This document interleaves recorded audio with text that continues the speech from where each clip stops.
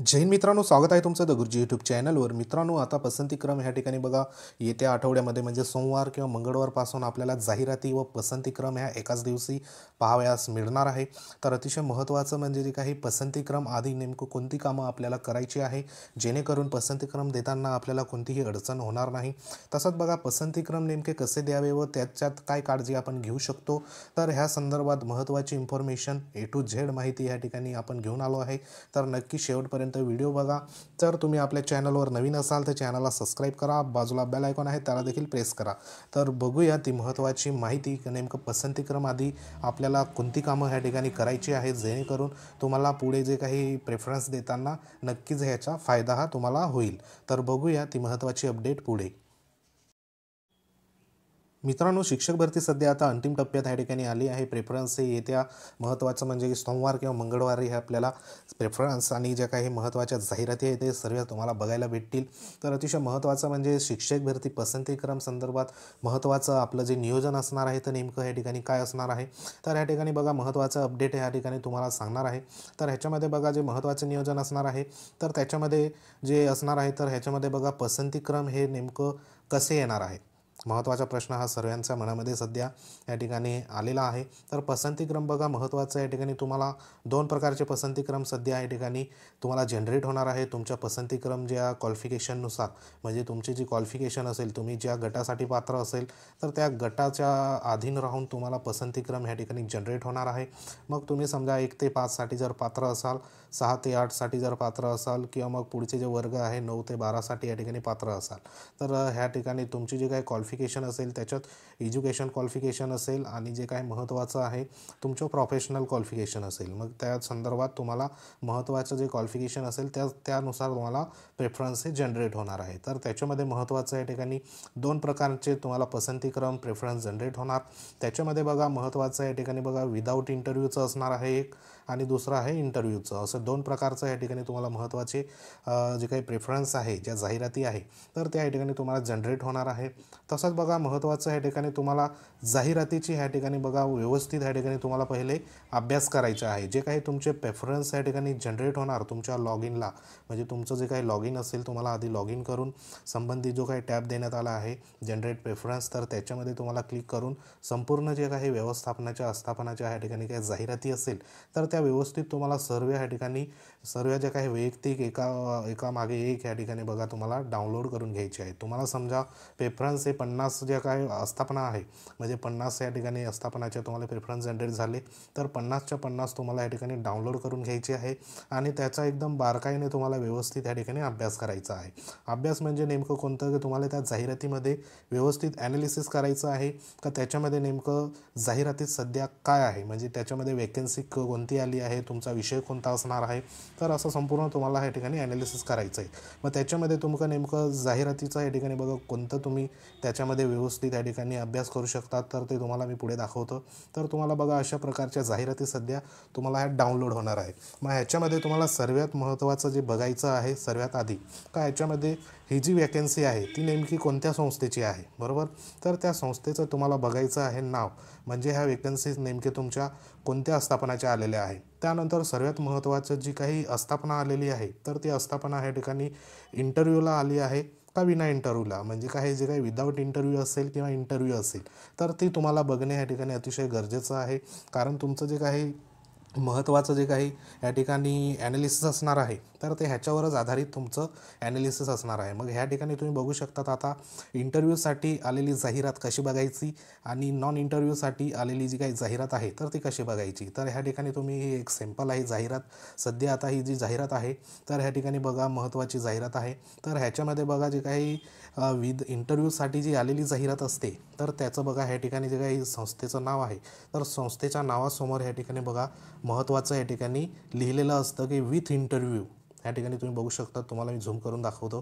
तर ह्या ठिकाणी तुम्ही बघू शकतात ही जी जाहिरात आहे सध्या विथ इंटरव्ह्यूसाठी या ठिकाणी आलेली आहे. म्हणजे या ठिकाणी बघा महत्त्वाचं जी काही जाहिरात आहे ही इंटरव्ह्यू घेऊन भरणारी जी काही पदं आहे ह्याच्यामध्ये जी दाखवण्यात आलेली, तर ही आहे इंटरव्ह्यू घेऊन भरणारी या ठिकाणी बघा पदं ह्या जाहिरातीमध्ये सध्या आलेली आहे. तर तुम्हाला हे बारकाईने ह्या ठिकाणी तुम्हाला बघायचं आहे की ज्या जाहिराती आहे तर त्या जाहिरातीमध्ये ज्या ज्या ह्या ठिकाणी संस्थेच्या जाहिराती आल्या आहेत त्या इंटरव्ह्यूसाठी आले आहे किंवा विदाऊट इंटरव्ह्यूसाठी आले आहे. ह्या ठिकाणी ते तुम्हाला म्हणजे व्यवस्थित या ठिकाणी बघून घ्यायचं आहे. त्यानंतर बघा महत्त्वाचं या ठिकाणी ज्या संस्थेची या ठिकाणी डायरेक्ट म्हणजे टेट स्कोरनुसार म्हणजे त्या संस्थेमध्ये इंटरव्ह्यू नाही, म्हणजे त्या ठिकाणी इंटरव्ह्यू घेण्यात येत नाही, अशा ज्या काही व्यवस्थापना असेल किंवा अशा आस्थापना असेल तर त्यांच्यासमोर असं या ठिकाणी हे लिहिलेलं या ठिकाणी नसतं. म्हणजे ह्या ठिकाणी हे जे प्रिंट करून आलं आहे ते या ठिकाणी नसतं. म्हणजे त्याच्यामध्ये बघा महत्त्वाचं जिल्हा परिषदचं या ठिकाणी बघा आस्थापना आहे. तर जिल्हा परिषदच्या जे काही जाहिराती आहे त्यांच्या या ठिकाणी इंटरव्ह्यू ह्या होत नाही, त्याचं डायरेक्ट हे टेट स्कोरनुसार मेरिट लागतं. त्यानंतर बघा नगरपालिका असेल बरोबर नपा, त्यानंतर महानगरपालिका आहे महानगरपालिका, त्यानंतर ज्या काही खाजगी अनुदानित संस्था आहे ज्यांनी या ठिकाणी ज्या काही नॉन इंटरव्ह्यूमध्ये ज्या वेकन्सी सध्या दिल्या आहे जाहिराती दिल्या आहे तर अशाच जाहिराती सध्या या ठिकाणी महत्त्वाच्या नॉन इंटरव्ह्यूमध्ये आपल्याला या ठिकाणी पाहावयास मिळणार आहे. तरी देखील तुम्ही तुमच्या पद्धतीने तुम्हाला जनरेट झालेल्या जाहिराती आहेत तर त्या एक व्यवस्थित या ठिकाणी बघून घ्यायचं आहे. कारण तुम्ही जाहिराती जनरेट करताना तुमच्याकडे असंख्य या ठिकाणी बघा PDF फाईल तुमच्याकडे एकत्र जमा होणार. मग त्याच्यामध्ये तुम्हाला समजणार नाही का नेमकं इंटरव्ह्यूसाठी कोणती संस्था आली आहे आणि विना इंटरव्ह्यूसाठी कोणती संस्था. तर ते एकदा व्यवस्थित तुम्हाला सेपरेट पद्धतीने तुम्हाला PDF हे आहे ते डाउनलोड करून व्यवस्थित तुम्ही स्वतः प्रिंट पण करू शकतात किंवा तुमच्याकडे लॅपटॉप किंवा मोबाईलमध्ये असेल तर व्यवस्थित 2 फोल्डर करून तुम्ही त्यांना सेव्ह करून ठेवा. एका फोल्डरमध्ये इंटरव्ह्यूसाठी आणि दुसऱ्या फोल्डरमध्ये विना इंटरव्ह्यूसाठी, अशा पद्धतीने तुम्ही त्या जाहिराती सर्व डाउनलोड करून घ्यायच्या आहे. त्यानंतर तुम्हाला काय बघायचं आहे तर तुमचं जे काही आरक्षण निहाय जे काही या ठिकाणी रिक्त पदाचा जो तपशील आहे तो या ठिकाणी तुम्हाला व्यवस्थित बघून घ्यायचा आहे. मग ह्याच्यामध्ये तुमची जी काही कॅटेगरी आहे मग त्याच्यामध्ये तुमचं उभं आरक्षण आणि आडवं आरक्षण ह्याचनुसार तुम्हाला महत्त्वाचं जे आहे तुम्ही ज्या ज्या आरक्षणामध्ये या ठिकाणी मोडत असाल, ज्या प्रवर्गामध्ये मोडत असाल तर त्या प्रवर्गाचं या ठिकाणी बघा वेकन्सी सध्या आहे किंवा नाही, तर ते हे तुम्हाला या ठिकाणी महत्त्वाचं एकदा बघून घ्यायचं आहे. आणि तुम्हाला व्यवस्थित एका वहीवर तुम्हाला रफकाम या ठिकाणी करून घ्यायचं आहे बरोबर. त्यानंतर तुम्हाला प्रेफरन्स देताना पुढे ज्या अडचणी आहे त्या होणार नाही. मग त्याच्यामध्ये तुम्हाला स्वतःला जर प्रेफरन्स द्यायचा असेल तर आधी स्वतःच्या जिल्ह्यापासून तुम्हाला सुरुवात करायची आहे. मग स्वतःच्या जिल्ह्यामध्ये जेवढ्या पण या ठिकाणी बघा आस्थापना असेल त्या आस्थापनाच्या जाहिराती तुम्हाला सध्या वेगळ्या करून घ्यायच्या आहे. मग त्याच्यामध्ये जिल्हा परिषदपासून नगरपालिका असेल, मनपा असेल, त्यानंतर खाजगी अनुदानित असेल, ह्या ज्या सर्व जाहिराती आहे ह्या फक्त तुमच्या जिल्ह्याच्या म्हणजे तुमचा जो स्वतःचा जिल्हा असेल तर त्या जिल्ह्यामध्ये सध्या ह्या ज्या प्रत्येक आस्थापना आहे तर ह्या आस्थापनाच्या नेमक्या तुमच्या जिल्ह्यातल्या जाहिराती किती आल्या आहे तर त्या जाहिराती तुम्हाला आधी वेगळ्या करायला पडेल. मग त्याच्यामध्ये तुम्हाला समजा एखाद्याला 100 जाहिराती या ठिकाणी तुम्हाला प्रेफरन्सला सध्या आल्या म्हणजे 100 व्यवस्थापनाच्या, मग त्याच्यामध्ये तुम्ही प्रेफरन्स देत असताना आधी तुमचा जिल्हा स्वतःचा जिल्हा तर तुम्ही या ठिकाणी 1 नंबरला तुम्ही प्रेफरन्सला देणार बरोबर. त्यानंतर ह्या स्वतःच्या जिल्ह्यामध्ये ह्या 100 जाहिरातीमध्ये तुमच्या स्वतःच्या जिल्ह्यामध्ये ज्या आस्थापना असेल मग त्याच्यामध्ये ZP असेल बरोबर, ही एक आस्थापना या ठिकाणी झाली. त्यानंतर तुमची नगरपालिका असू शकते, ही दुसरी आस्थापना झाली. त्यानंतर तुमच्या ज्या काही खाजगी संस्था असेल मग खाजगी संस्थेमध्ये या ठिकाणी विविध ज्या काही व्यवस्थापनाच्या महत्त्वाच्या ज्या संस्था आहे तर अशा संस्थांच्या या ठिकाणी तुम्हाला ज्या जनरेट झालेल्या आहे स्वतःच्या जिल्ह्यातल्या जाहिराती मग त्यांची संख्या 10 असो 15 असो तर त्या तुम्हाला या ठिकाणी वेगळी करून घ्यायची आहे.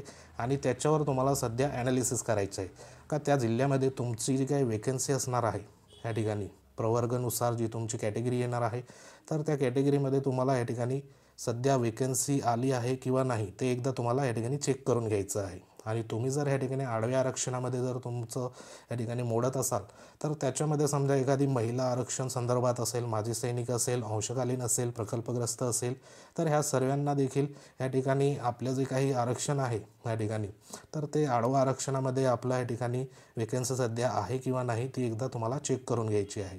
आणि ती चेक करत असताना तुम्हाला एका रफ कागदावरती किंवा रफ वहीवरती तुम्ही हे वेकन्सी आहे प्रत्येक ज्या आस्थापनाचं नाव लिहून तुम्हाला तुमच्या माहितीसाठी लिहून घ्यायची आहे की ह्या आस्थापनामध्ये ह्या ठिकाणी आपल्या एवढ्या ह्या वेकन्स्या आलेल्या आहे.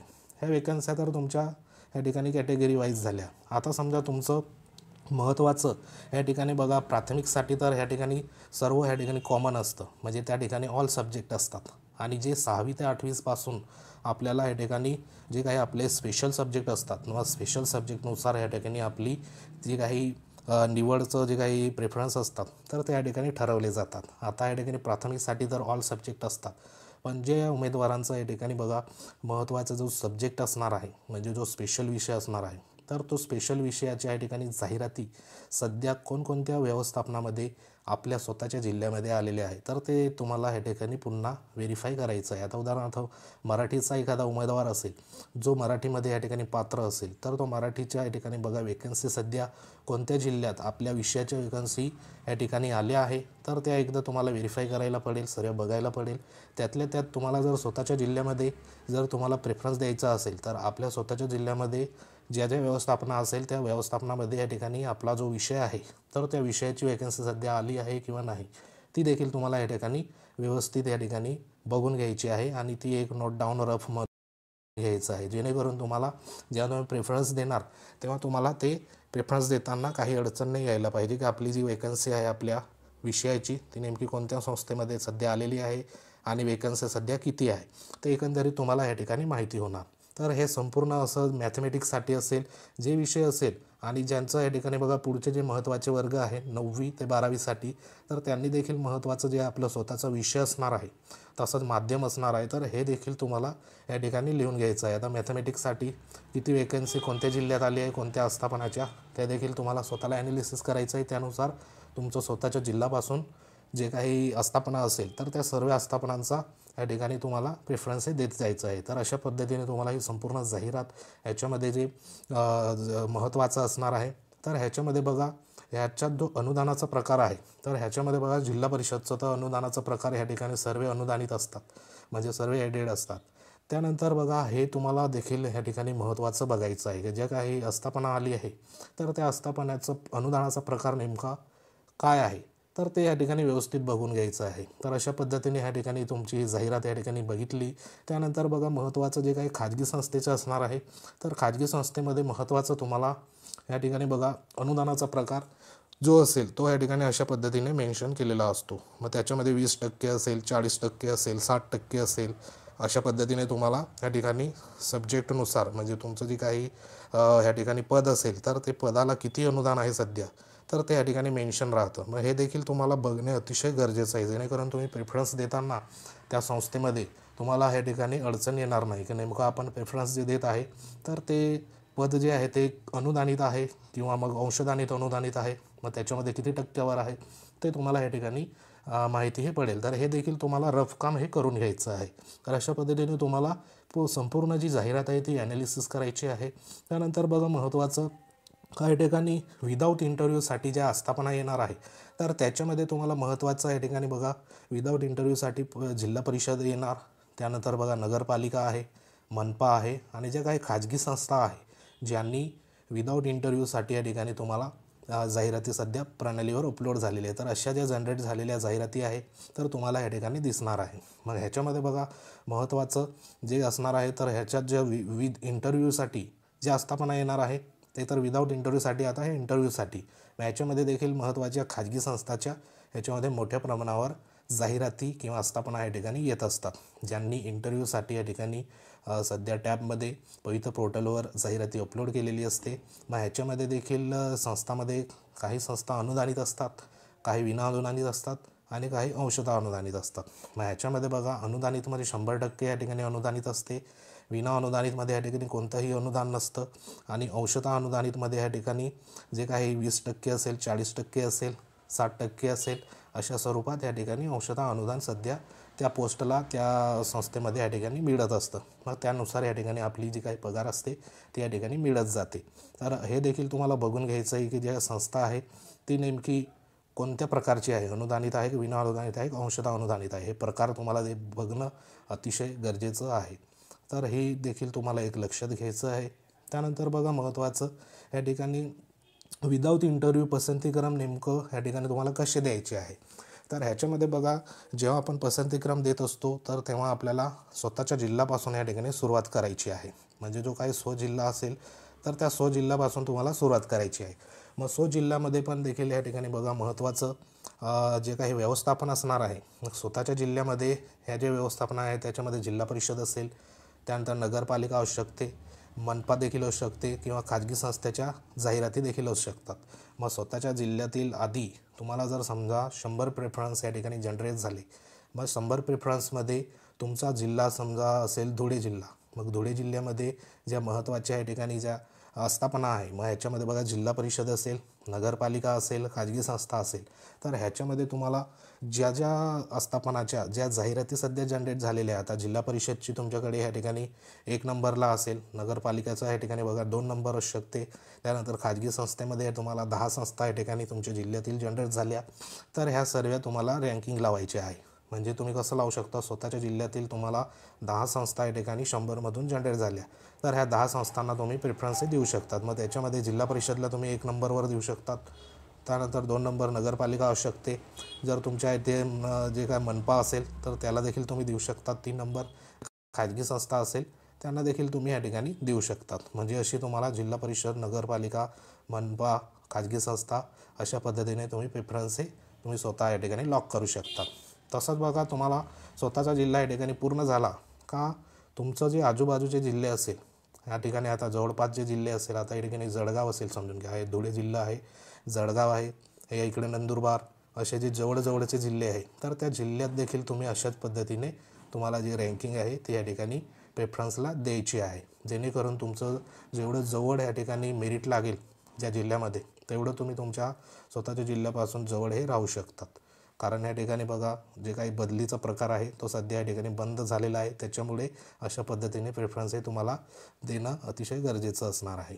तर ह्याच्यामध्ये नंतर बघा इंटरव्ह्यूचे पसंतीक्रम देखील तुम्हाला त्याच पद्धतीने या ठिकाणी जनरेट करायचे आहे. जसं जिल्हा परिषदचं या ठिकाणी तुम्हाला जनरेट, तर या ठिकाणी बघा जे काही इंटरव्ह्यूमध्ये महत्त्वाचे जे प्रेफरन्स असणार आहे, तर त्याच्यामध्ये सर्व जे आहे खाजगी संस्थेचे या ठिकाणी तुम्हाला असणार आहे.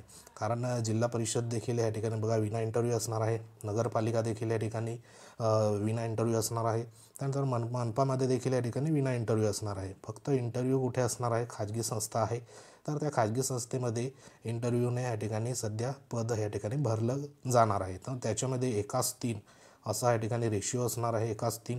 तर 1:3 म्हणजे एका जागेसाठी 3 उमेदवारांना सध्या त्या ठिकाणी इंटरव्ह्यूसाठी आणि जो काही पाठ असेल त्याच्यासाठी या ठिकाणी बोलावण्यात येणार आहे. त्याच्या बेसवर या ठिकाणी त्यांची निवड ही अंतिम होणार आहे.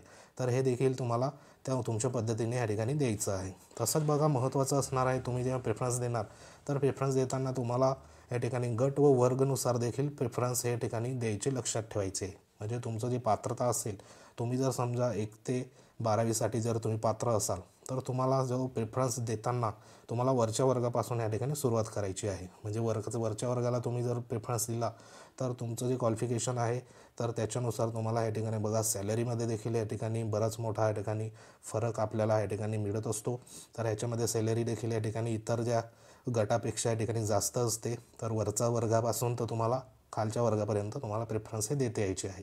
ज्यांची क्वालिफिकेशन फक्त प्राथमिकसाठी आहे तर त्यांनी या ठिकाणी प्राथमिक तेवढ्या या ठिकाणी तुम्हाला देता येणार आहे. पण ज्यांची क्वालिफिकेशन सध्या या ठिकाणी 6वीपासून तर 12वीपर्यंत आहे, तर अशा उमेदवारांनी या ठिकाणी बघा महत्त्वाचं वरपासून तुम्हाला खालीपर्यंत असं प्रेफरन्स तुम्हाला देता यायचं आहे. आणि ज्यांची समजा TET किंवा CTET जे असेल परीक्षा, ती तुम्ही जर क्वालिफाय नसेल तर तुमच्याकडे ह्या ठिकाणी 2च गट या ठिकाणी तुमच्याकडे अवेलेबल असतात.